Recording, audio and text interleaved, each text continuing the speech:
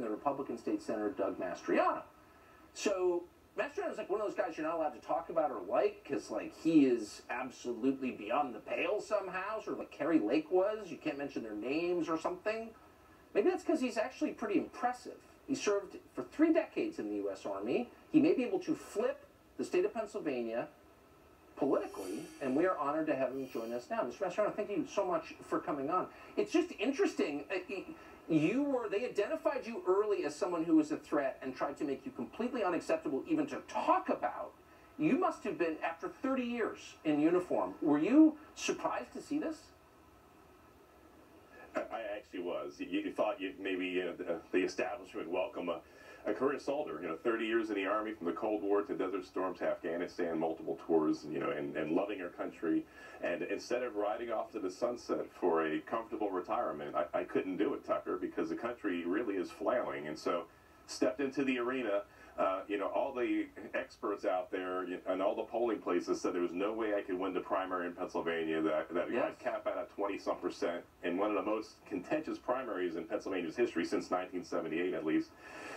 We won with almost half the vote there with a mandate, and our movement is huge. We're going to take back the state, and it's very important. It's just not another gubernatorial race. I mean, I believe the future of the nation is hinged upon the outcome in Pennsylvania at the governor level, because not just because of our history as the birthplace of our nation, but also we're sitting on what I call freedom gas and oil and coal. So on day one, we're going to drill and dig like never before and hopefully lead our nation out of this economic malaise that we're in. And you're running against such a cookie-cutter hack who's just like every single other person in charge. I mean, is there anyone in Pennsylvania who thinks this is going great, I just want a little more of this?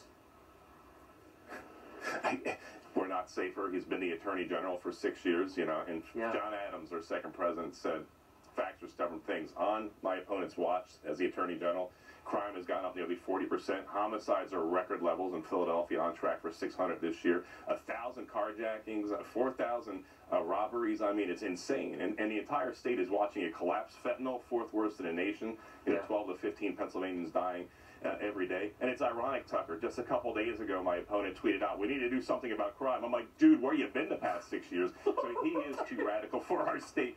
I know. I mean, he's literally the chief law enforcement officer of a state that's falling apart because of crime and drugs. Like, maybe he should have to answer some questions.